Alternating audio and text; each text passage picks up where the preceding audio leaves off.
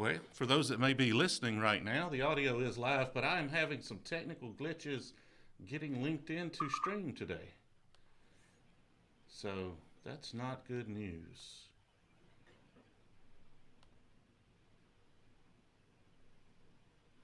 All right, so hold on just a second. We're going to try to stop this stream real quick and see if we can fire her back up.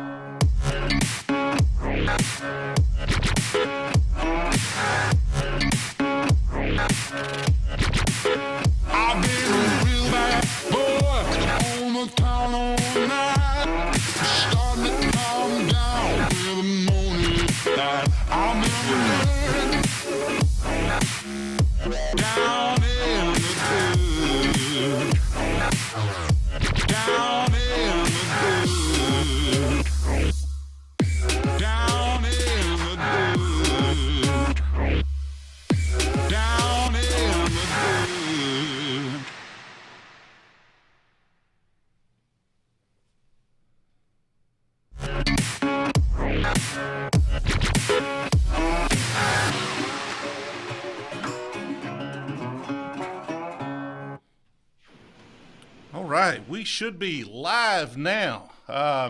Let me know if you can hear me out there. We had some technical glitches with LinkedIn, but it looks like we've got all of those kinds of things worked through. I am having some technical difficulties with this machine here as well. So it's hard for me to check on the status of everything, but such is life. And so we are trying to just kind of soldier on here, see if we can get this live stream going. You know, if we didn't have technical difficulties, this would not be an eCommerceaholics live stream. But it has been a long day, a long week, a long month. It has been a long year. So I'm very much looking forward to this live stream. I'm going to enjoy a little legavelin here on a Friday afternoon. See, I need to give you that satisfying sound right there, right? So I'm gonna pour myself a drink, and one day I really feel like I'm going to spill this on the laptop and y'all are gonna see it smoke, and that's going to be a memorable and epic live stream for sure. Spilled a little on the table, but all is good there. Again, looks like everybody says it sounds good, looks good on YouTube. We had some technical glitches on LinkedIn, but it looks like everybody, if you're on LinkedIn and you're watching, let me know if we're coming through just fine. Again, I can't watch the live stream on LinkedIn because this machine is garbage. If you buy a laptop, do not buy an MSI laptop. Just don't do it. Just learn from my mistake. Learn from my $2,500 mistake. It's very problematic. But I appreciate everybody joining in. I have very little planned for this live stream today. That's why I'm so much looking forward to it. It's just going to be a great conversation. We're going to kind of go back to the old style live streams from when we first got started. But first, we've been doing a lot of things on this channel, and we've got a lot of things planned that, hopefully will allow us to reach a bigger audience and help more folks. And, some of those ideas are fairly expensive to try. And so we have decided to take on some sponsorships to help pay the bills around here. So in a related note, this live stream is brought to you by Magento. Now, we've been doing Magento as long as Magento's been doing Magento. And in all of that experience, I've yet to see someone who can build a site that can overcome an improper hosting environment. And with increasing customer demands, slowness is just unacceptable. I literally had a talk this afternoon with a merchant whose single most important factor when determining which agency they were going to work with was the speed by which they examined on the customer reference sites that were sent to them. And Magento understands the needs of Magento merchants because they focus only on Magento hosting. They've built an amazing reputation as a premier Magento hosting partner. They have incredible Magento cloud hosting platform, so their merchants enjoy the speed, reliability, and scalability of cloud servers. If you geek out on the technical details, then you can go over there and you can ask them about horizontal auto scaling and all of this garbage. I already told y'all I hate hosting. You can ask them about all of that stuff, so you really don't have to worry about flash sales or Cyber Monday. If you have any questions, link is in the description of this video, or you can find them at Magemo, Magemojo.com. So enough of the, I hate selling, right? I hate selling, but Magento is a wonderful hosting provider. So if you need hosting, get yourself over there and check them out. And now that all that garbage is done, we could get back to providing value. And so, great conversation today. I want to welcome to the stream Bret. Bret, thanks for joining the stream today. And I hope you came with a lot of things to talk about because I'm just going to ramble. I've got nothing planned. Well, it's Friday afternoon and you've got your scotch. I'm 5 minutes or however long the show is, 30 minutes away from getting a big old margarita. So got lots to chat about with a lot going on in the industry. A lot going on in the Magento community, a lot going on with your computer. As we've heard time and time again, you really got to get a different computer. So yeah, I think it's just going to be a nice Friday afternoon chat. Absolutely. I definitely need a new machine. Philip on LinkedIn here is telling me that the stickers are probably overheating the machine, and that's probably the problem. I don't think so. It's definitely adding to the weight. It's starting to get a little heavy with all of the stickers, but this is just I need a MacBook. I had a MacBook, but the Livestream software I have doesn't work on Mac, and so you have to have a PC with pretty good specs. And this meets those requirements, but it has a lot of video driver problems. Like literally right now, I've got a monitor over here with LinkedIn. It's completely frozen.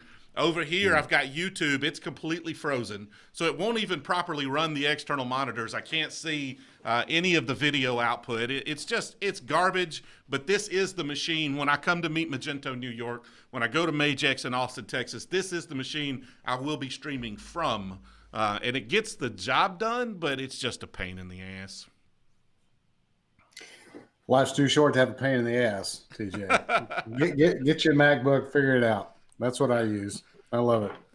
Anyway, what would you like to talk about first today? Well, let's start with the list of things at the bottom of the screen right here. The first topic is the move to headless e-commerce. So if you would, we try to keep this content open for all levels of merchants, right? We don't want to be exclusive in any way. So for those that maybe aren't familiar, can you maybe give us an introduction to what headless e-commerce is before we get into the technical nitty-gritty? Yeah, in fact, we're working with a client right now on a headless e-commerce install, and it's a perfect example where we had to explain to them what that meant because they certainly didn't understand. They don't understand how to turn on a computer hardly. Really great people, though. Love them to death. What e-commerce platforms have done over the years very, very well is e-commerce. That engine that says, I have a product, It has options, it has prices, it has images, and stores all that in data in a database structure, and has rules and everything. That they do very well at that. What they don't generally do very well is the user interface part of it, that front-facing part that your customers interact with when they come to your website. In our clients' point of case, they have a lot of great content that they want to use to give to their customers, how to use their products, creative ways to use them. They have different markets and target audiences and things like that.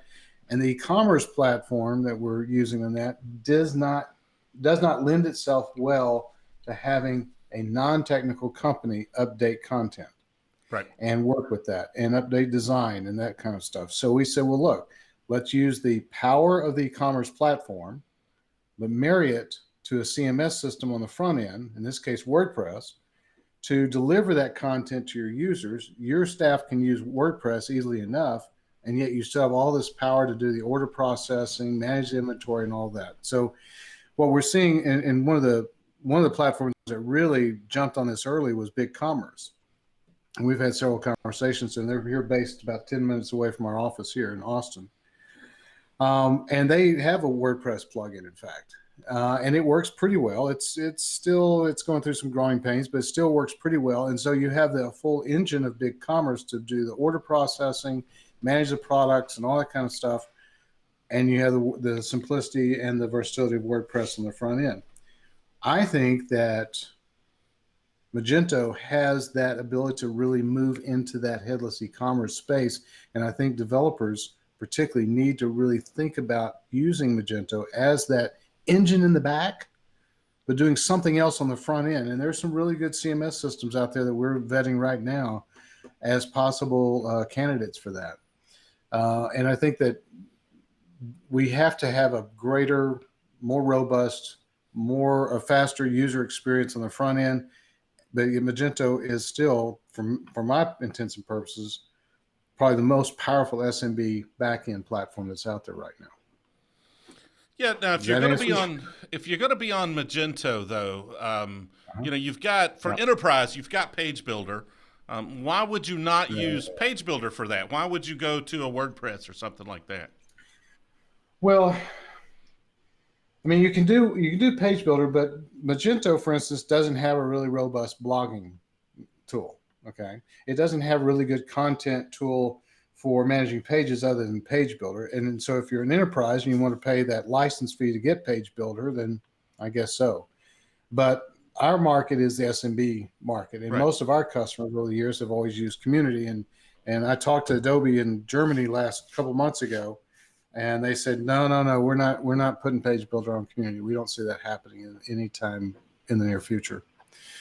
And so, and a lot of our SMB merchants are ones that don't have strong in-house teams, or they're not going to spend hundreds and hundreds of thousands of dollars on developers to manage that content for them on an ongoing basis. So they need a tool that's simpler to build with, more content rich. This also opens the door to PWA, to progressive web apps, because progressive web apps, and I'm sure we'll talk about that a little bit more, but that again is a user interface opportunity to use the power of a great e-commerce backend like Magento, but use PWA as the front end user interface. Now with PWA, it's an interesting use case you brought up, to where you have the commerce engine on, the back end, and then a content management system like WordPress on the content side of things. And maybe WordPress can be the front end, or in a PWA case, maybe PWA is the front end, and it pulls from WordPress and pulls from the e-com platform of choice.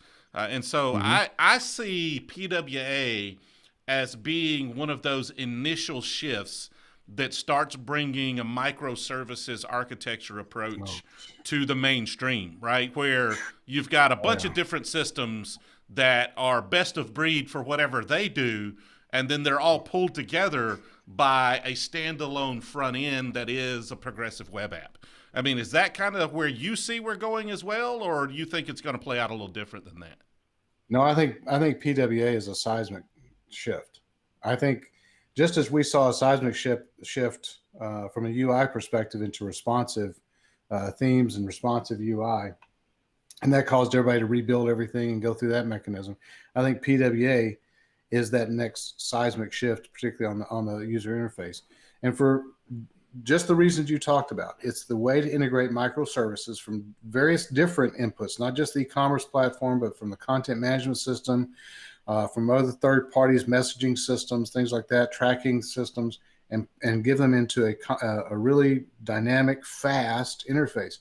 But the other reason is not just that inherent power and capability, but it's also because Google's behind it. I mean, Google is putting a lot of muscle to say you need to go to PWA. They're the push that got us really pushing toward responsive interfaces because they wanted that. They want everybody to go SSL. I mean, Google wields a lot of power in this industry, and so I think that that's why everybody's moving and scrambling to learn PWA, to engage it. What that's actually going to look like for the end users, I think that's going to be the exciting part of the next 2 or 3 years.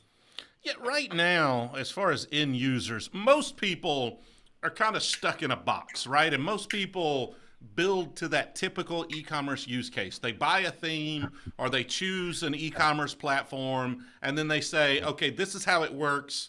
I just need it to match my branding, and that's how it's going to work. And so right now, we're seeing a lot of people that are early adopters that are moving to PWA. They're really just replicating current technology functionality in a progressive web app. And so it's a little faster, it's a little snappier. Sure. Maybe it is, maybe it isn't, depending on how it's implemented. But I'm definitely excited for what the possibilities are for PWA, a lot more than what we're actually seeing right now. Are you kind of seeing the same thing? And then with that, what kind of merchants are you seeing move toward PWA right now? Like if you're talking to a merchant, what are you evaluating to say this is a good candidate for PWA or this is not a good candidate for PWA at this point? Well, that's a really good point. I mean, we saw the same thing when everybody moved from fixed width sites to responsiveness. They just basically rebranded things. They bought a theme and slapped their logo on, that kind of thing. The more innovative ones took it to a much deeper level and really looked at it on a device by device level and really changing that whole user experience by device, not just crunching things in columns and stuff like that. I think PWA has that same potential. When I look at PWA and talking with a client or discussing with others, the last thing I want them to do is think of PWA just as another type of theming mechanism. PWA has much deeper capabilities for that, particularly when you get in, like we have clients, B2B clients particularly, that do some high-end searching, product, parts finders, those kinds of things. And a lot of those services have to come outside of Magento or outside of the e-commerce platform.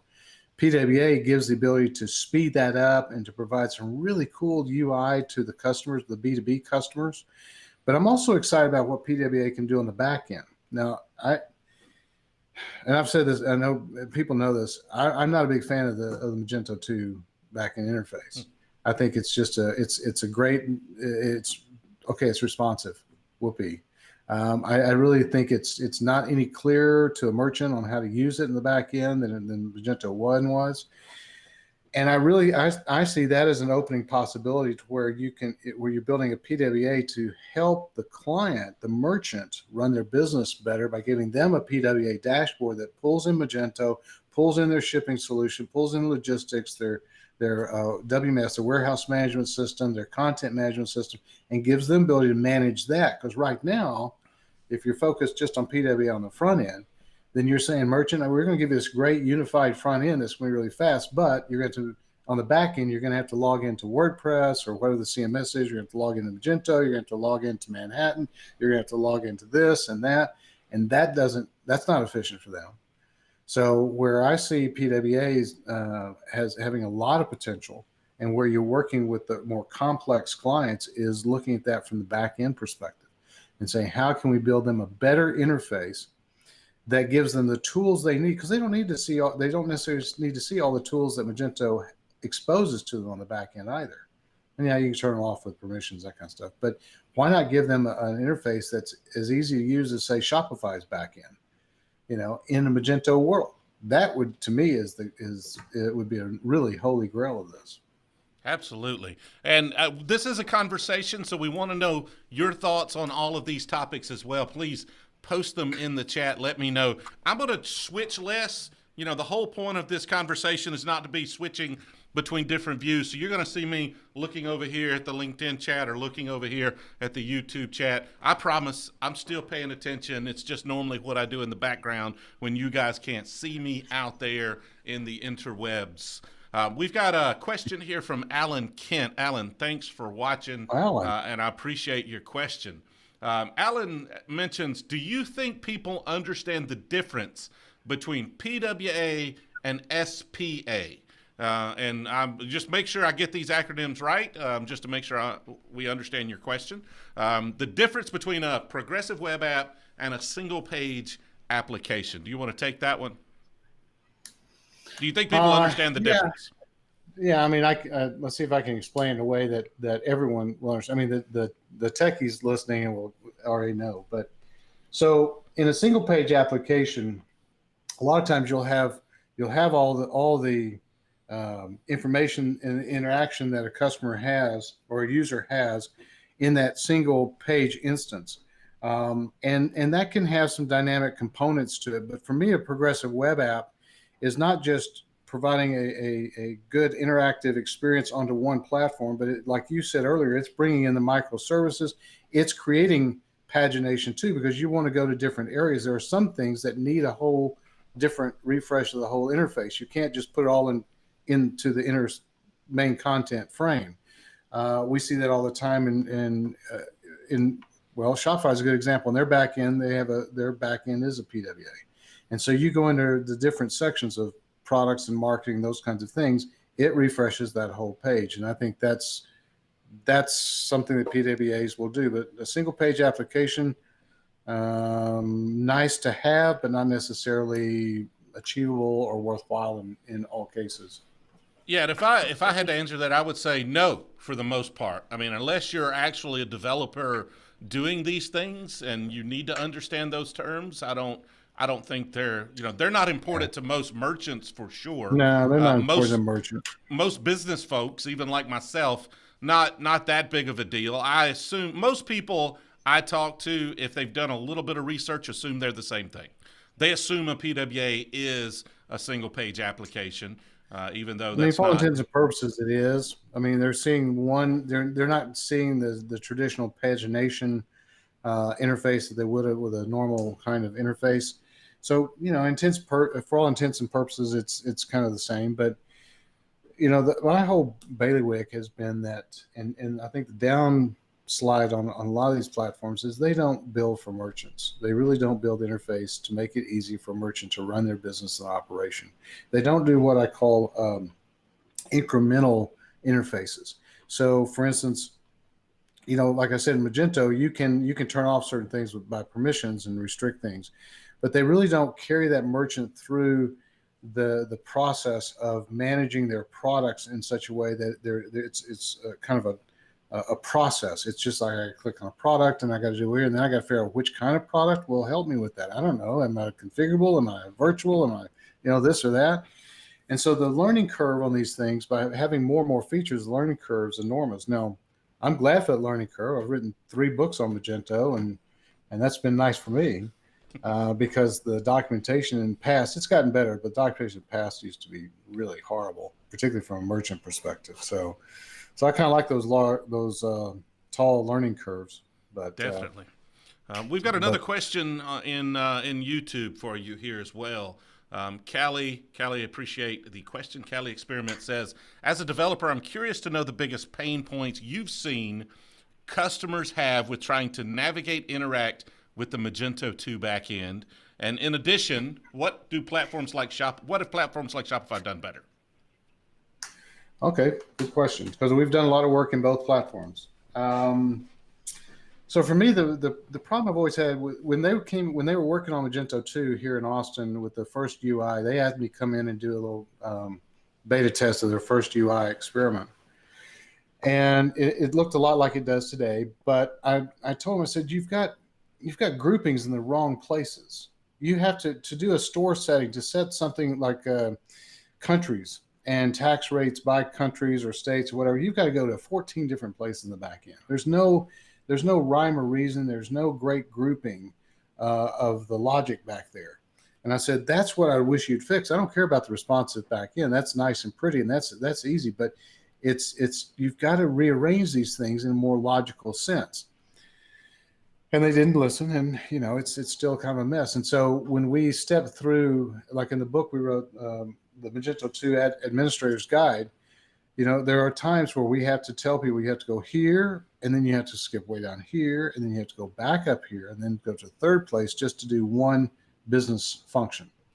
And I think that's a real big shortcoming. Plus, it's too spacious. There's too much white space. It takes too much real estate, and unless you're on a really fast hosting, by the way, we always use Magento too. For that reason, unless you're on fast hosting, it can be a dog in the back end. It really can. And you sometimes get error messages you don't understand that aren't very informative. I will give Shopify some great creds they take a real merchant-centric approach. Now, at the same time, they've done some things that merchants have had to wrap their heads around, like collections versus categories. But when you get it, but I've taken merchants and I've put them on Magento, and I can just see the support ticket start, cling, cling, cling, cling, cling. And I put them on Shopify, and I'll call them 2 days later and say, well, how's it going? They said, wow, I don't have any questions. I just know what to do. Well, there's a lot of science and engineering that goes into making it like that. And I just don't think Magento poured enough engineering. I know the guy that was heading it up, I think he was from Google, and then then they didn't keep him more than a year. After the launch of Magento 2, they got rid of him, or he left. I don't know what the deal was. And I don't think they've really poured enough resources into the back end. Definitely trying to keep it simple. Dan Davies mentions, I'll be honest, even now, I have no idea where things are in the back end of M2. We feel you. Yeah. We feel you. Luckily, I haven't had to do a lot of development or implementation or administration. There you go. Pick up the book right there. We happen to know the author. He'll send you an autographed copy. Just reach out. He literally wrote the book on how to find things in the admin of M2. Because I had to. And the thing about writing that book, you don't write the book knowing everything already. I'll give you a little hint. You write the book as you're learning the product too. I mean, I'd already been using Magento for, 7 or 8 years, but then Magento 2 comes out and it was new for everybody. So you just sit down with an empty store and you start working out the processes and doing a lot of trial and error. I mean, I did all the mistakes so that others hopefully wouldn't have to do that. Definitely. I'm going to steer us back to headless e-commerce a little bit. One of the things, I'm obviously a Magento homer. We're Magento fans. I've made my living now. I mean, like I said at the beginning of this, we've been doing Magento as long as Magento's been doing Magento. We were stuck in the dark ages of OS commerce, and we found Magento in beta, and we're like, oh my God, what is this awesomeness? Let's build some sites using this. And as soon as they had a stable version, we launched websites using it, and we migrated all of our customers over there. And so we're obviously, or at least I'm obviously a fan of the platform. Now, I understand too that times they are a-changing, right? Like what was right for merchants 10 years ago is not right, wasn't right for merchants 10 years before that, may not be right for some merchants now. One of the strengths of Magento is the power and flexibility that it has. And when it comes to headless e-commerce, Magento has some distinct advantages in that you have access to the database to create, custom tables, and you can write your own APIs, and you can do all sorts of crazy stuff to support a PWA. But also on the flip side of that, they lose some of their advantage, or at least in my opinion, they lose some of their advantage because the front end is completely decoupled from Magento. So if you're talking about, if you don't need custom APIs, or even if you're pulling those from some third-party Laravel system you wrote, Magento now has virtually no advantages as far as the front-end user experience versus a SaaS platform. And are you sharing in that, or do you think that Magento still has a substantial lead? Like, and I'm not saying Yeah. necessarily now. I'm talking about more in theory. Once everybody has No, everything fully API'd and all of that jazz, right? yeah, Do you yeah. still think Magento has a sizable advantage when it comes to a PWA website, or do you think this waters down some of their advantages? So that's a really good question. So I'm also doing a talk at Meet Magento New York, which is coming up September 5th and 6th, I believe, in New York. And it's about making the idea that Magento could be the next gen centralized platform for e-commerce. You know, in the past years, we used to teach our clients, don't put anything more on Magento than you absolutely need to, because, you know, every extension you put on there is adding to the code base. It's adding to this, to speed issues and that kind of thing. It can complicate, you know, code conflicts, all that kind of stuff. Offload as much as you can. I think that this is a more reverse position because Magento is so incredibly powerful and flexible, and with right cloud hosting and all that kind of good stuff. If all the pieces fall into play, you have an amazing tool for managing products of great complexity, both in pricing, product types, options. I mean, just on and on. I mean, this is what brought me to Magento in the first place in 2009. I mean, you looked at that platform and went, wow, what can't I do with this? As long as it was stable. Surprised you. I remember 1.3. It was like, anyway. I digress.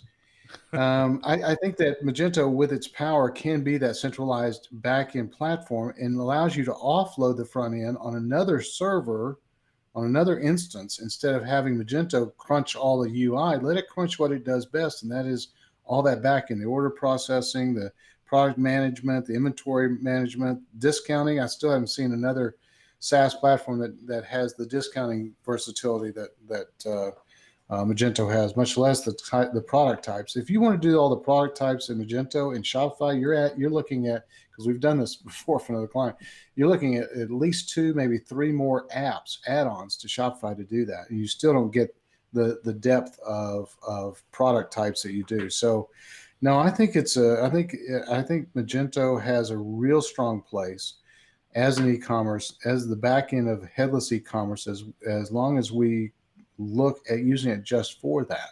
I don't like their UI theming. I don't like the theming in it at all. I think it's too complex to do for, you know, to really make sense. Page Builder on the enterprise can help some, but it's just a dog.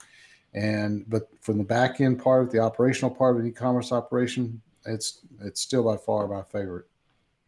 Absolutely, absolutely. We've got Dan here on YouTube has a question about another platform we haven't really spoke about a lot. But what are your opinions on BigCommerce? Well, BigCommerce we are using for the headless e-commerce project I just mentioned earlier with WordPress, because they really made it really easy to do that. And the client didn't have a huge budget, but they do know WordPress really well, and just made sense. And we looked at their business rules, their product types, their discounting, what they want to do in terms of discounting and multi-level pricing for B2B and all that. BigCommerce fit the bill for them, and it made it easy for us. I think BigCommerce though, I have a love-hate relationship with. I really do. I think that's most e-commerce platforms, though, right? Well, yeah. I mean, there's something you don't like about any platform. I mean, but if I had to, you know, for instance, I really like Shopify for what it does. I really like Magento for what it does. And BigCommerce is kind of here in the middle, and it tries to be both and doesn't really do either as well as either Magento or Shopify. It's not as easy to use for merchants. It's not, their theming and their front end design is not nearly as slick as Shopify's or as easy to build on. And on the back end, they're not as powerful or as flexible as Magento. Where they position themselves is this position of saying, well, we do a little bit more than Shopify does on the enterprise level. And we're half the price of Shopify Plus, but when you do all the development work and everything, they're going to end up being on the enterprise level, be more expensive or as expensive as Magento. So they're in a rough spot. They have 1/10 the user base that Shopify has, and, you know, probably third or maybe less than a fourth of the base that Magento has. I just don't. I don't know. I think they have a niche that works for some of our clients, but they're not our go-to on the first thing. Right. Now they have brought over some Magento people. I don't know if you knew what's her name, Lenova. She was their Magento product manager out of Ukraine. She's over there at BigCommerce, heading up product management there. So I expect some better things. I personally like the platform. I find it interesting that they're in between, because I think Shopify, and again, it may be the types of merchants that we deal with. We do a lot of automotive and some B2B stuff, and they're a lot more liberal with their API usage. It's really simple to create a site versus a Magento site. The license may end up being about the same, but you don't have some of the maintenance and patches and things that go into that. You still have some of the headaches with SaaS, right? I mean, no systems up all the time, and you do have some limitations. But I know they're investing very heavily in GraphQL APIs, and I think they're positioning themselves very interestingly for this shift to progressive web apps. Well, I think they're making those right moves. I think they need to, for a while they were trying to compete with Shopify, and I think they finally, I think Brent Bellum and the rest of the crew over there have finally figured out that no, they can't go head to head with Shopify on the SMB retail part of it. I agree with you. I do think from a B2B perspective, they're a great SaaS platform for that. And that was one reason we used them for this other client that had a B2B play, because he needed a lot of multiple pricing levels, and you can't get that in Shopify without a very complex add-on that screws up your theme, and you got to be careful about that. So BigCommerce from a B2B perspective, it's our SaaS. We like it as a SaaS for B2B. For complex B2B, we still like Magento. I understand that. We've got another question in the chat here. It is Paul Soberenas, I believe. Let me know if I said that wrong, but Paul, I appreciate you watching, and I appreciate your questions. And Paul's question is, how do you sell the idea of using M2 to a customer outside of the U.S., since there are not many compatible payment gateways in other countries, for example, in Latin America? I don't know. That's a really good question. We don't have that much global business, so I couldn't answer that for you. We do have some developers we've worked with in Argentina, and they have been faced with that same issue. It's a challenge, but what you have to do is you have to just let the merchant know that, look, we're going to have to build a special gateway for you. That's going to have to be part of the development cost. If you want Magento, this is part of the cost of development. And I mean, that's true in any customer case. If the functionality is not there already natively or with some add-on or something like that, it's just part of the development cost. So yeah, that's my answer to that question would be I don't sell things to people in Latin America. We pretty much we do some clients that have overseas businesses, but they're U.S.-based businesses selling overseas, not necessarily somebody who's starting up in Latin America. But if you have a serious question with that, ping me afterwards. Let me know. Shoot me an email, tj@jamerson.com. And I know a lot of people that work in the Latin American market. I could definitely get you an answer to that. But I would assume if there are no payment gateways, that's a problem with every platform. Maybe except Shopify, because they're just going to force you to use their payments, whether they accept you or not. But you just may have to write a payment module, or find something like PayPal. There has to be something serving that market, especially if there's quite a few Magento shops. If you've got a particular geography, feel free to hit me up, and I'll get you an answer on that. It looks like we've got most of the questions answered.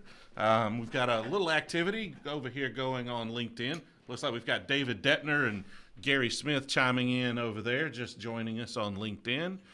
So we're starting to grow a little bit of a crowd here. But we're about halfway through the stream, or a little over halfway through the stream. So I wanted to take a minute. We've got to get these commercials down. I'm going to work on some polished commercials so we don't have to. We're going to work on this a little bit. This is the first time I'm learning. I suck at selling things, people. That is the reason I am not rich and in a very nice studio here with people to switch this crap for me, because I suck at selling things. I just like to do stuff. I hate money. I hate the fact that I have to charge people to do business. I just want to be able to help people and still drive a Ferrari, but without having to pay for it. I don't know how that works. I haven't figured out that business model yet.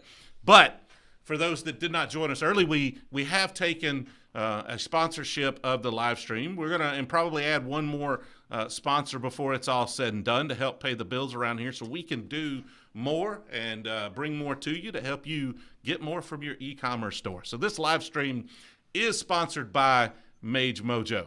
And I did a full read through at the beginning, and I'll figure out what I'm going to say in the middle from here on. But Magento is a fantastic Magento hosting company. If I'm going to sell something, I might as well sell something I believe in myself and people I know and trust. That does make it an awful lot easier. So if you're looking for Magento hosting, give Magento a call. Tell them TJ sent you. Ask them about their automated horizontal auto scaling, and tell them that I didn't want to talk about that crap, because I hate hosting. That's why you find good people like Magento to do it, because I don't want to deal with it. I just want the damn site to work. I want it to sell some stuff. That's how it should be. And you find people like Magento to handle the hosting.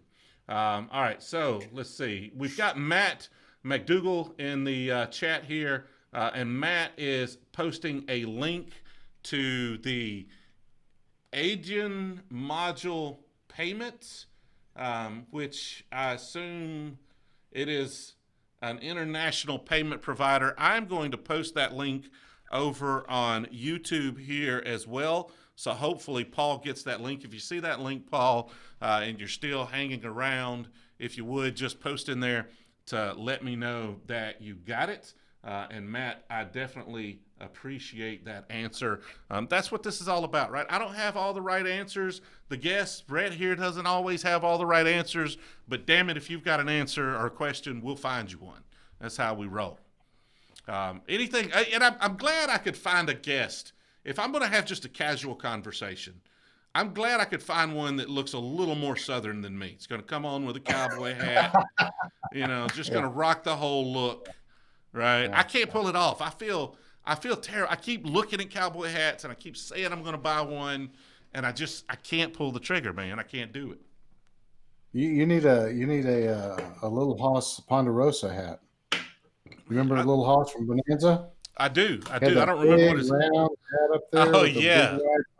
Yeah, that would look good on you. That's what I should go for right there. Yeah. Absolutely. All right. Looks like Paul got that answer. Again, this is a conversation, so please keep your questions coming, keep your thoughts coming. I appreciate that answer, Matt. That is fantastic. That's what we're here for. So any other thoughts, anything in particular you want to talk about in regards to headless e-commerce before we move on to another topic? Me?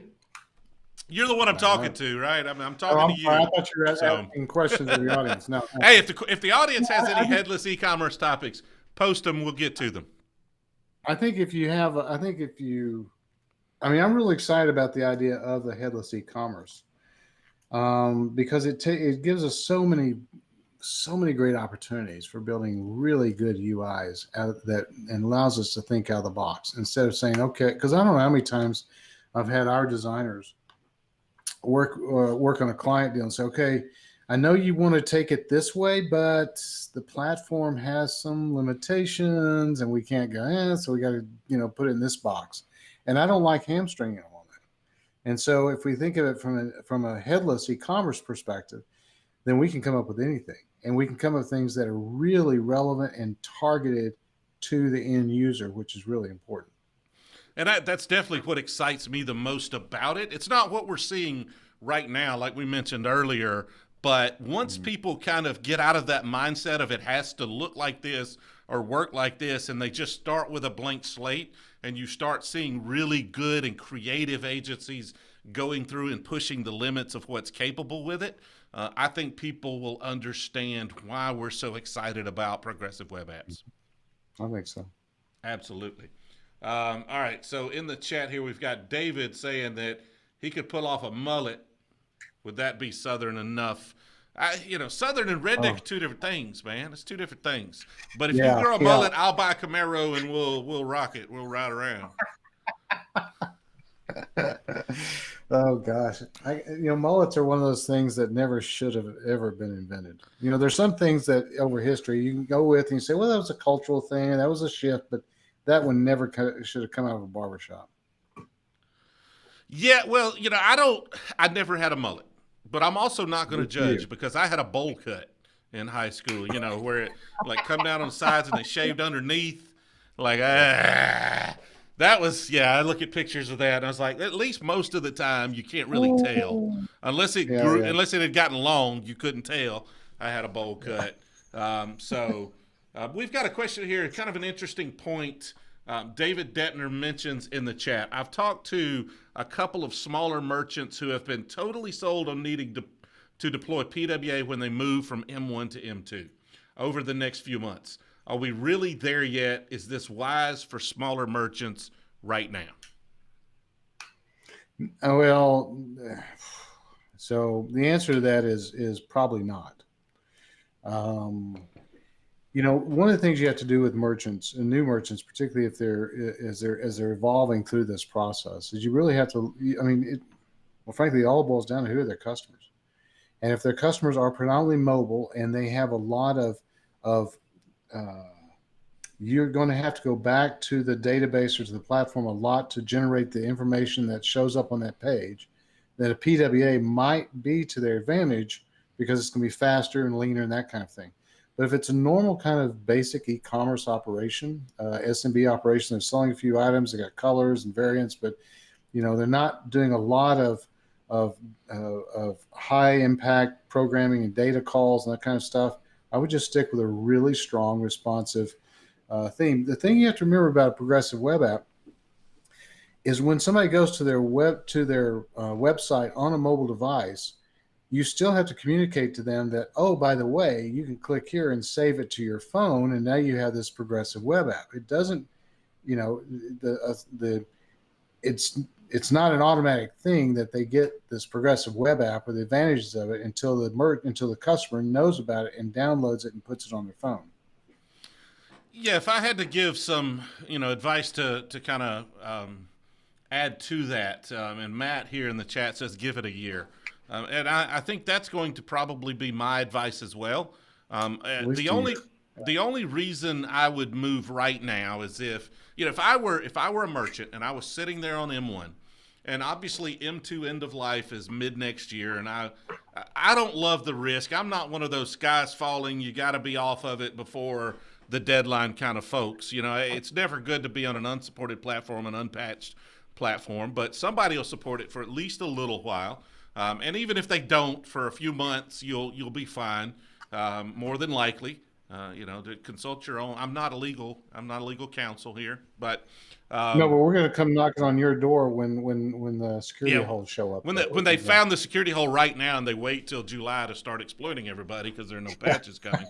Yeah, that's not okay. All right, that's what I'm saying. I don't love the risk of it, but PWA, especially if you're talking about PWA Studio.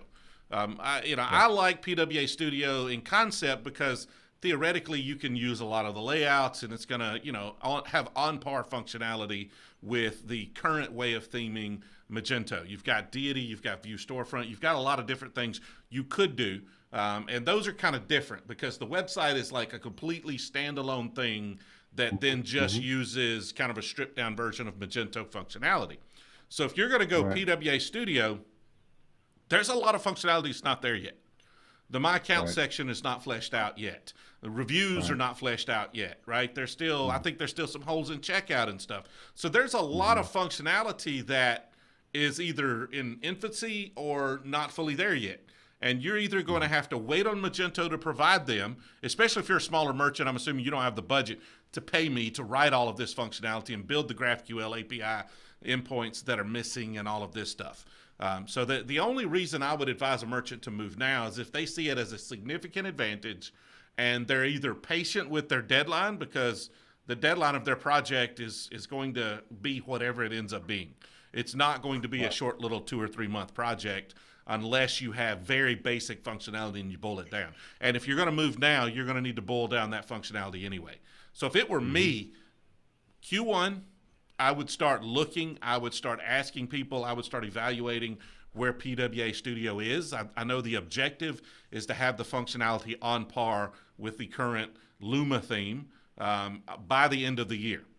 And so, you know, whether they make that, whether they don't, I don't know. But it should be something by the end of the year that is reasonable for someone to build a website on top of.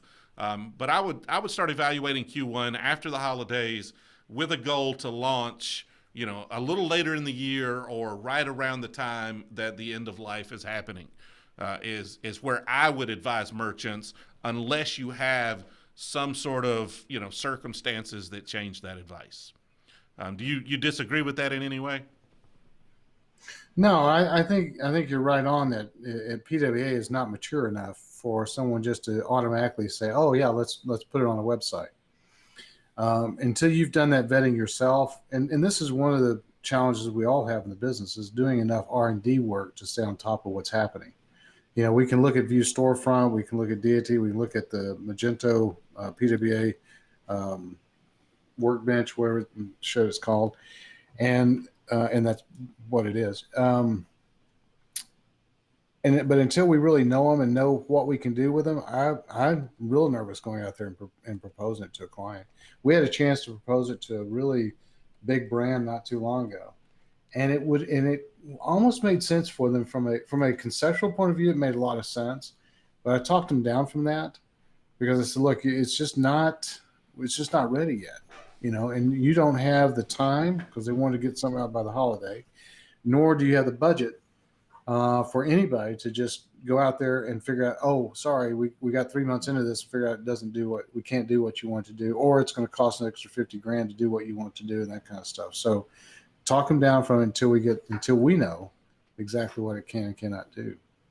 Yeah, that's, you know, we're kind of in the same boat. We do have a PWA Studio project underway.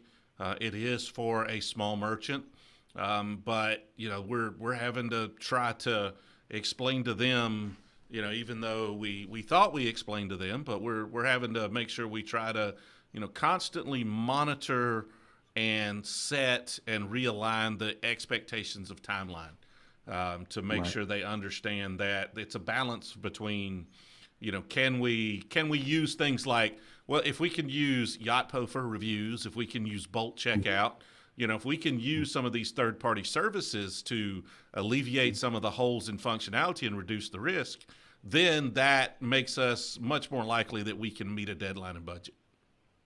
That's right. So there's definitely those things to consider as well. Yeah.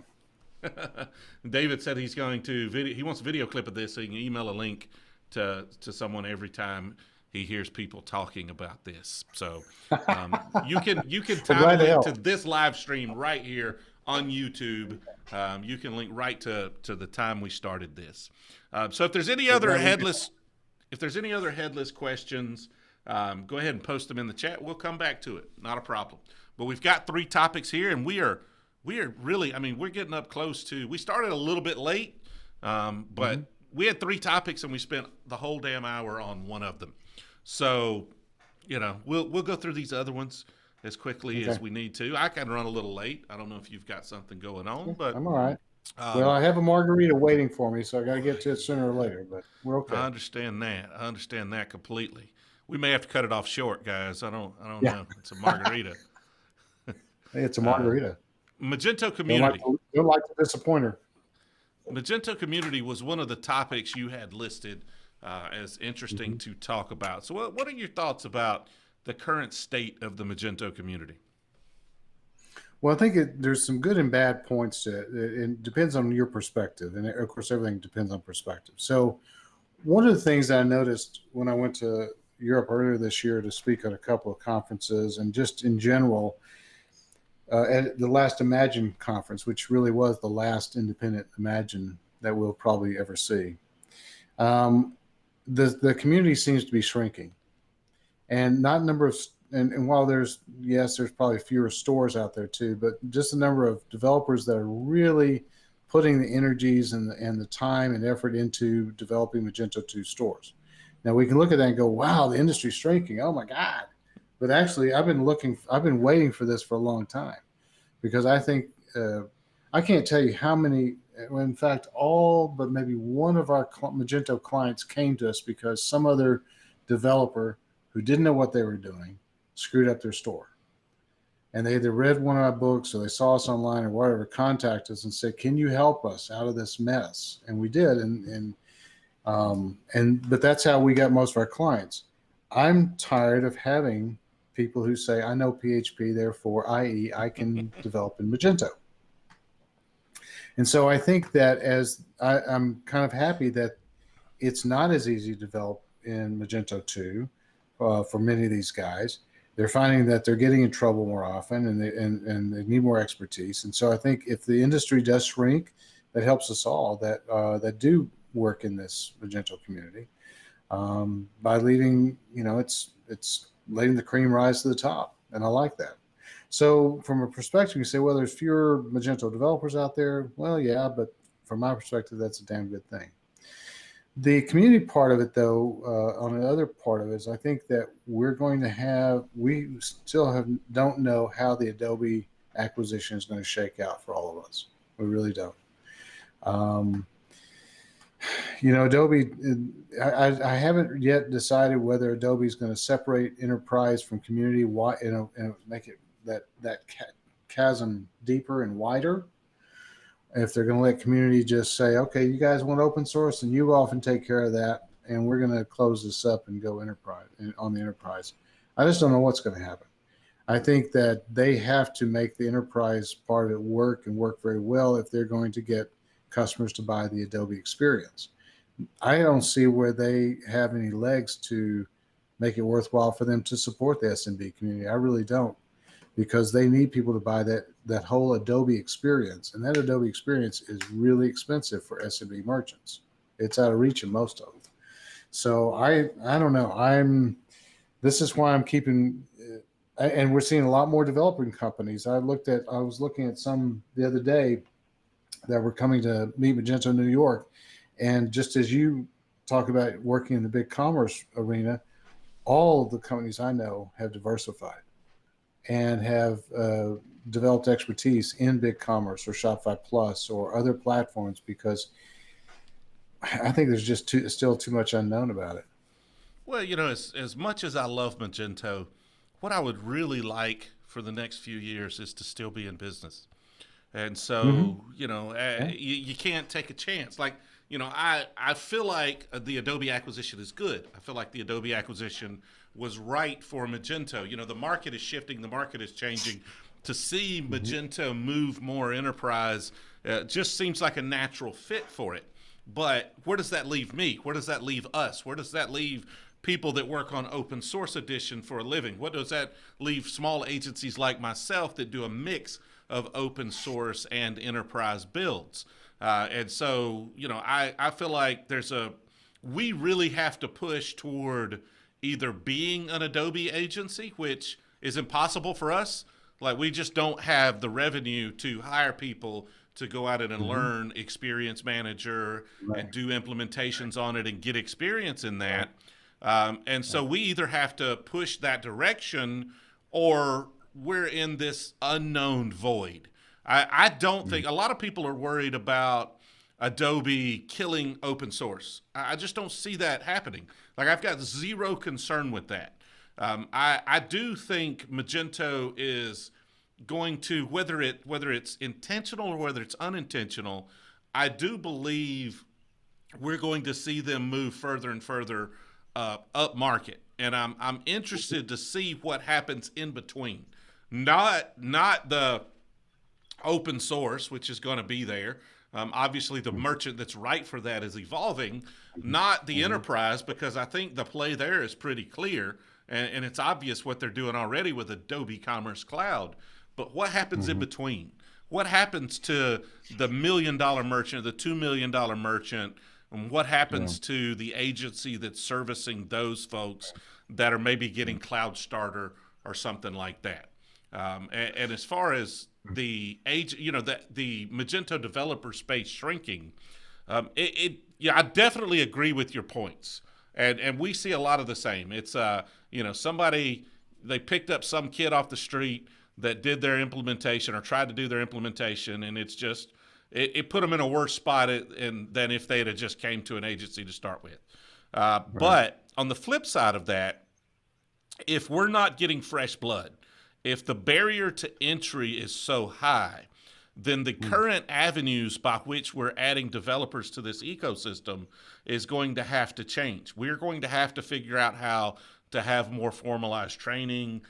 We're going to have to figure out where to get developers, agencies, and the fact that there are bigger agencies moving into the space because of the Adobe acquisition will probably fill that void. Some of these big, billion-dollar agencies or hundreds of millions of dollar agencies will probably start training a bunch of folks up, and that'll solve that problem. But that's a maybe at this point, because if we don't have the self-help, I learned it like we did. We picked it up. We saw it. We just started coding in it. We got better over time. I would hate to see the code we wrote for our first few Magento builds, right? And so, it got the job done, but Lord knows, Magento specifications, what was that? And so, we got it out there, but I'm sure it was hacked up. I'm sure it wasn't right. And we got better over the years as we learned, as we interacted with other people, as we started reading books by folks like yourself. And so, I think that is going to have a definite impact. And for a while, until the ecosystem, finds some equilibrium, and where the flood of new self-help folks dies down and we haven't found that new influx of talent, then the market is going to be destabilized because the prices for those developers is going to continue to rise. Agencies are going to continue to push those prices up, and it's going to be more and more expensive for merchants to try to build on Magento, which is going to have an adverse effect on who adopts it. So it's an interesting, kind of turmoil we're going to have for a while until the acquisition stabilizes on the community. Well, so I get a lot of calls from investment bankers and brokers who ask my advice on things like Shopify and Magento, because now Magento is part of Adobe. It's a public company, and Shopify is too. They don't call so much on BigCommerce because it's not a public company, but these are guys that are making stock decisions based on market trends and what's happening.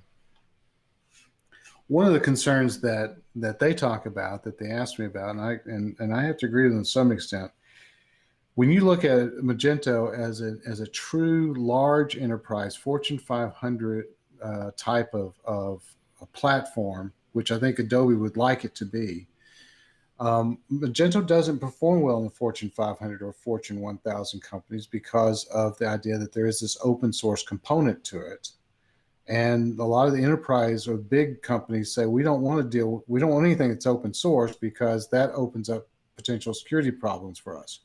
They want a closed system. They want something that the company can really vouch for and close down, like an SAP solution or an Oracle solution, or these big solutions. And I think Adobe would love to play in that field, but they're going to have to really do some work on Magento to get Magento to that field, which again further separates Magento from being an open source SMB solution. I don't want to see Magento. You talked about the merchants, that $1 to $10 million merchant. That's a rich field for Magento, has been traditionally. But I think it's going to become less so. I think Magento open source is really going to get in, is going to still be climbing up, and it's going to get to that 10 to 25 to 50 million. I think that's going to become its sweet spot. I don't think it's going to be the lower end merchants like it used to be. Not with the other platforms like Shopify and BigCommerce doing much better in terms of feature sets for that $0 to $5 million dollar merchant. So I think even open source is going to have to move up market, not just enterprise. I think the open source is going to have to move up market for the very same reasons you talked about. Talent's getting more expensive. There's more investment in training and getting up to speed on this platform if you're going to make it efficient. Now with PWA out there, headless e-commerce, there's just, it's so much beyond just being a PHP developer. Absolutely. And of course, this is a conversation. So if anybody else has anything they want to add, any questions, let me know. I'm monitoring both of the chats here. We are live on YouTube and on LinkedIn at the moment. I've got David Deppner here in the chat mentioning big enterprises used to not want to use Linux because it was open source as well, but they came around. If Magento provides enough value, the fact is it has an open source version. The fact it has an open source version is not a defect. I agree to a certain point. I think what big businesses typically want is somebody to blame if there's a problem. Yeah. And if it's not an open source product, then it's not their fault.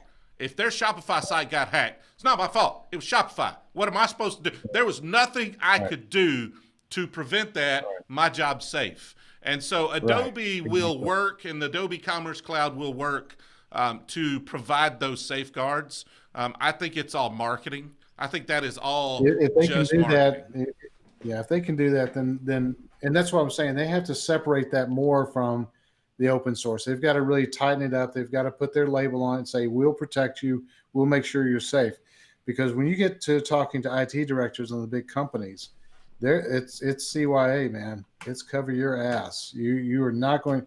It's like the old adage from the 60s. No one ever got fired for recommending IBM. Even though it's the most expensive, you could always say, well, that's IBM's fault. That, and this is the biggest. I bought the best. In the world. What was I supposed to do? I bought the best. Right? Yeah, that's right. Yeah. So I think it's I think Adobe has a lot of work ahead of them for their sales team to market it, to get it up market on that. But I think I like the platform for that. Whether they can sell it for that, I don't know. I just don't know. Yeah, the fact that we'll see. We'll see how far they differentiate Adobe Commerce from open source or from even the enterprise version of the platform. I really do feel like there is a strong likelihood that what is Adobe Commerce Cloud will evolve into its own thing, and it may literally be a SaaS product long term. I don't know. And it very well could be. I mean, right now the Magento Cloud is not a pleasant product either. It's got a lot of challenges ahead of it. That's why we don't use them. And the PWA Studio, like you said, is out there, but it's still lacking a lot of key things. So it needs a lot more work on that.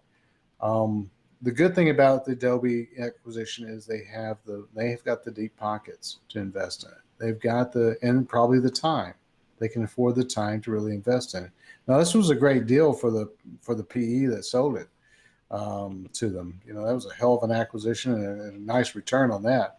But and fortunately, I think it needed somebody like Adobe to come along.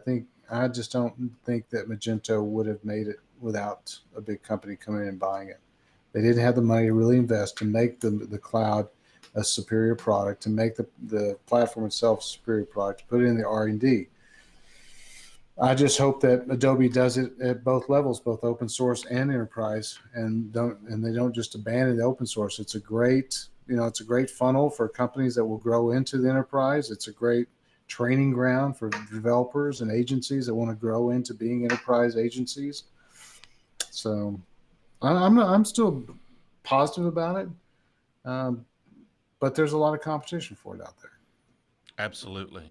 One note, if you happen to be new around here and you're watching on YouTube, consider giving us a follow or hitting that thumbs up button to let us know that you're liking this content we're putting out, so we'll continue to do more of it. If you're over on LinkedIn, give me a follow so you'll know each and every time we go live and post content. We're about to, I did the travel vlogs. I'm not a travel vlogger. Nobody watched the travel vlogs, so apparently you don't want me doing travel vlogs. So we're getting back to polished, produced e-commerce content very soon. I promise. We're having some editor problems still, but I'm working very hard to get those rectified because I'm not going to get anywhere, getting no traction with travel vlogging.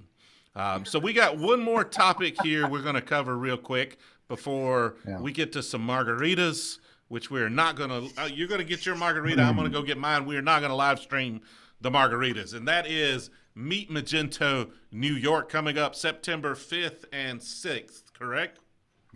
Right. 5th and 6th in New York at the Edison Ballroom. I'm really looking forward to this because, so let me take you back why I'm really excited about Meet Magento. When we looked at this last Imagine, I told folks, I said, I really think this is going to be our last independent Imagine. It just didn't make sense for Adobe to spend millions of dollars on this separate event for one of their products. And they have hundreds of products, literally, I mean, dozens, if not hundreds, on this one product when they had this huge Adobe Summit just a few weeks prior to that. And I helped produce the Key to Imagine, which was a great event with Bob Swartz. And we talked about that this was probably what, and Bob was the one that started the first Imagine. So it was a really neat, bittersweet moment. And you were there to cover it. And thank you for that, TJ. So what happens? So sure enough, Adobe announced that Imagine was going to be part of the Adobe Summit. Well, what does that mean? They're going to have a corner in a big room, or they're going to have a closet, or they're going to have a whole nother wing. We don't know yet. What I do know now is that Meet Magento New York becomes the premier Magento-centric event in North America. And that's why I'm excited to be speaking at, because I think we're going to have a nice, large audience there. We're going to have a lot of people that are really dedicated to Magento there. We're going to be able to talk about a lot of the same topics we talked about today, but even go deeper into the technology and the applications. And anyway, I'm sorry, I'm rambling on it, but I'm just really excited about going to Meet Magento New York. And we get to see a Broadway show. Yeah, well, there's no better time to be in New York than fall, for sure. Oh, yeah. My favorite time to be there. I posted a video Tuesday, I posted a video about it. I love the event. It's one of my favorite events every year. And I go to just about every event out there. And so, you know, if you're a merchant, or even if you're not a merchant, if you're otherwise gainfully employed in e-commerce and you're looking to sharpen your skills, it is my firm opinion that the best way to do that is to spend time with other people going through the same struggles that you're going through. I know as an agency owner how big of an impact it had on me, because I'm in e-commerce Siberia. I'm literally in Opelika, Alabama right now. I mean, look out the window. There's nothing but freaking trees out that window, right? There's no e-commerce Siberia. There's no e-commerce going on whatsoever around here. There's only like 4 certified Magento developers in the state. There's probably only 3 Magento license holders in the state. There's nothing going on here. And I was here doing this for 15 or 16 years, just heads down, working on projects. And it wasn't until I started getting more involved in the community, and I went to Meet Magento. I went to Mage Titans, which will be Mage X, happening right after Meet Magento in Austin, Texas. I went to Imagine and started interacting with some of these other agency owners and making friends. And you know, I'm always surprised at the conversations. And the you get some useful tracks. You'll go hear some talks. It's not what I'm there for, but if you're looking for the content in the tracks, go do that. But you get in the hallway, you get at some of these bars, you sit down and have conversations with people, and you ask them stuff that there is no reason they should be sharing this crap with you. And they lay out the entire blueprint for how they solve the problem you're trying to tackle. Like literally, here's what I know you're a competitor. Here's how I solved that problem. Right? Which is exactly what I try to do. If an agency that's, maybe not as far along in their journey as I am comes to me, I tell them exactly how I solved it. And maybe that works for them. Maybe they get some inspiration that they can make their own to solve that problem or whatever. But, until you start spending time with other people doing the same thing you're doing, and that's really regardless of what you're doing.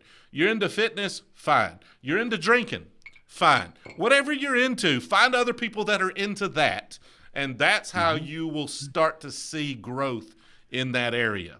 Probably not drinking. You probably want to not find other people into drinking. But Well, there'll be plenty of those there in New Yeah. York as well. Um, I couldn't agree with you more.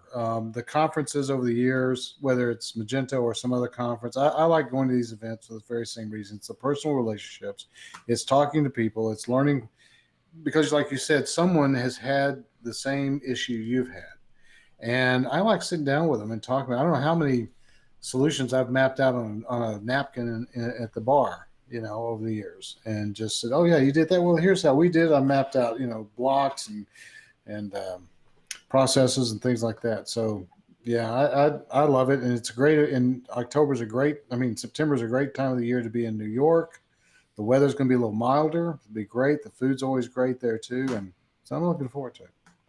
Definitely. We've got Dan in the chat here on YouTube mentioning I like to go to these events, but they're always too far away. Plus, I won't fly. I understand the not flying, Dan. I mean, a lot of folks like that. I prefer not to fly. I hate flying myself. I fly all over the place just because I have to. If it's within 10 hours, I'll just drive it.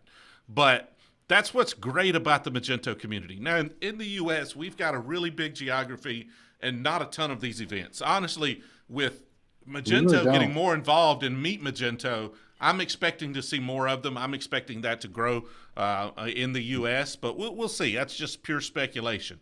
Worldwide, though, there's a lot of events. There's a lot of events in different venues. You can get to meetups. There's Magento has some of the strongest meetup groups. I'm going to one in Atlanta next week. If you can't find a Magento meetup, find an eCommerce meetup. Find a PHP developers meetup. Like there are people you can get out there and spend time with that are doing similar things that you can learn from and help each other grow. And if you're lucky enough to get, go ahead. I'm sorry, we have so many meetups in Austin. Well, of course we're a tech center, so it's crazy here. But there almost every night of the week there's some kind of e-commerce related meetup. So I would advise Dan. I don't know where Dan's located, but that's a great place to start. And if there's not one, create one. It doesn't cost anything to start a meetup. And you may find some people who say, oh gosh, finally someone's having a meetup about this or about that. And you may have to stay more general. It may have to be e-commerce. And then, until you figure out that, oh yeah, there's 7 other people in my town that want to talk Magento once a month. So you got to have breakfast and talk about it. So yeah, the big events, there's always an expense and time to that. Imagine's always is an expensive trip, but gosh, it's always been worth it. I completely agree. It is definitely worth it. And if you're lucky enough to get to New York, I highly suggest you do so. But again, if you're close to Austin, Texas, you've got MageX. If you're, somewhere else, then maybe you've got an event there. Heck, if you happen to be close to Vegas, don't know why anybody would want to live in Vegas. I was out there a month ago and I almost melted. But if you happen to be close to Vegas, then you're going to have Imagine at Adobe Summit coming up as well. So there you can find places to congregate. And he says he's in Wales. So Wales is not known for tech community. Wales is right across the water from Dublin. Wales is just right across the water from Dublin, and Dublin's a good tech center. So grab a boat and get over there. Edward Vigil in the chat. Edward, thanks for watching. Thanks for your question. Where are all the PHP devs meetup? Go to meetup.com, search for PHP, and there you go. Bada bing, bada boom. Bob's your uncle. You're good to go. That's it. All right. Alan Kitt here says that I hear there's at least one good talk at Meet Magento New York. I don't know which talk in particular you're talking about there, Alan, but he said he might wear a good hat. Maybe a cowboy hat even might look good. Was he talking to me? I don't know. Maybe Alan was going to be talking. Maybe he is going to be talking. Are you talking there, Alan? Let us know which talk you.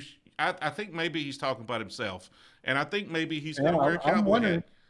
I'm going to be disappointed if he doesn't go on stage now with a cowboy hat. Like I'm going to be disappointed if that doesn't happen. Who, me or Alan? No, him. He said he might wear a good hat, a fedora or something. We got to at least have something. He'll have to bring a hat. So one of the most interesting things I've had to learn is how to fly with a cowboy hat, because it's not easy on Southwest or wherever. And it isn't. And so when I started flying with a hat, I thought I had to Google, because I thought, how do I pack a cowboy hat? Because you can't wear it on the plane, because then you don't want to stick it in the overhead bin because it gets all crunched up and everything. And the one I travel with mostly is a beaver felt, not the straw one. So it really can get beat up in the luggage compartment. So I Googled it and found out that what you do is you stuff the inside with your underwear and you lay it in there and you pack things around the brim to keep the curl up. And so anyway, so I went to Europe for 10 days and it did perfectly. But I had to really learn how to create a pack. I'm sorry? I said it's just problems you never consider when you're thinking about buying a cowboy hat, right? You really don't. You really don't. Now I love wearing boots on a plane because I can slip them off at TSA easier. I can slip them off and slip them back on. But boy, the hat was a new tricky one, but figured it out. So, yeah. All right, we've so got. I'll have a meal. I think Eric may be providing some insight here on what Alan's talking about. And he says, Demian from Google doing an advanced PWA talk at Meet Magento New York. That's worth the price of admission, right? That's worth the price of admission right there. Go for it. Oh, good gosh. I forgot about Demian. Yeah. I am very excited about hearing his talk for the very same reason we talked about. Because Google is really, I talked to a European Google rep about a month ago about PWA, and he said, we're all behind it and we will do. And in fact, I asked him, I said, if I'm talking to a client about PWA, what do I tell them in terms of Google's interest? He said, call me. I'll get on the call with you. I said, what do you get out of this? He said, nothing except that we want more PWA installs out there. So Google is really, really putting a lot of emphasis on this. They know it's a long-term play. But they also know that it's going to be important to making the web a more interesting experience. The interesting thing about PWA is here you're able to provide, in essence, an app for your customers for their phones, but you don't have to sell it or get it registered through the app stores. So that's an added benefit, which is kind of neat. Definitely. All right, we've got Philip in the chat here on LinkedIn saying, great discussion.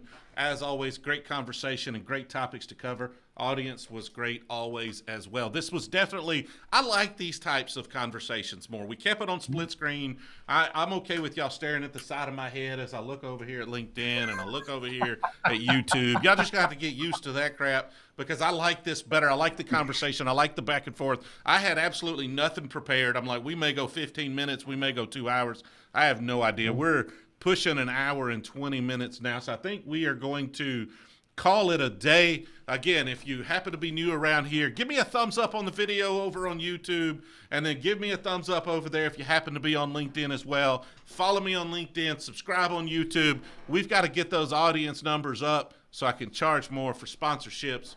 I gotta eat. I gotta eat. This is getting expensive. I just ordered like $2,000 worth of microphone equipment to stream some stuff at Meet Magento New York. I need to, sponsorship is needed. So let's help build this audience. Share this out there as well. Let everybody know, we're here for you guys. Any topics you want me to cover, any guests you want me to have on, let me know. Ping me. I'm happy to take recommendations and suggestions, and I appreciate everybody coming here on a Friday afternoon. We had a big crowd between the two different platforms. Cool. Good. If you if you have any questions, if you happen to be catching this after the fact, just post it in the comments of this video, whichever platform you happen to see it on. I'll reach out to Bret. I'll get you an answer for any questions that happen to come up. Otherwise, Bret, how can people get in touch with you if they want to know more, if they want to buy an autographed book? Well, I only have a few of the books here that I can autograph, but you can get them from Amazon. Listen, if you want to talk to me, come to Meet Magento New York. That's my push for you right now. But if you can't make it to Meet Magento New York, like Dan and Wells, just reach out. My website is novusweb.com, novusweb.com. And just shoot me an email there, or find me up on Twitter at Bret, BRET_ATX, Bret in Austin, Texas. So I love talking e-commerce, so be glad to help you out. I flipped over to that view. I'm gonna hit it one more time there, right there, Novusweb, Bret_ATX. I'm gonna have to get it so I can show that at the bottom on this view. I'll work on that maybe for next week. Maybe I won't. Maybe I won't do that at all. I've got commercials to shoot so that I don't have to do live read-throughs at the beginning of the show. At least you have a goal in life, TJ. At least you have a goal. Man, we are constantly evolving and trying to figure out what works and what doesn't work. You know, the switching versus not switching, different scenarios, you know, audio levels. We added the countdown at the front to get people to spool up. I mean, we're always looking to put on a more engaging show. I really want to be able to pull comments from LinkedIn, you know, and do more stuff there, but they're limiting. So we're always pushing the limits, man, and we'll constantly do that. Never satisfied. Well, I'm looking forward to seeing you in New York, by the way. That's only, what, 3 weeks away? I know. I need to book plane tickets and everything else. I haven't got a hotel. I've just been, you know, I'm going to wait and I'm just going to show up and I'm going to be like, Marsha, I'm crashing with you. I don't know where you're staying, but I'm staying on the couch. Oh, my goodness. Well, I won't tell you where I'm staying because I don't want you crashing on my couch. So. Yeah, well. But I will bend the elbow with you when we get there, though. Absolutely. All right, so we're going to call it a day. I appreciate everybody watching. I'm going to see if the exit – I got to work on closing this out. That's what our weak spot right now is, closing this out. We had some problems last week, but I'm going to show this logo, and we're going to see y'all later.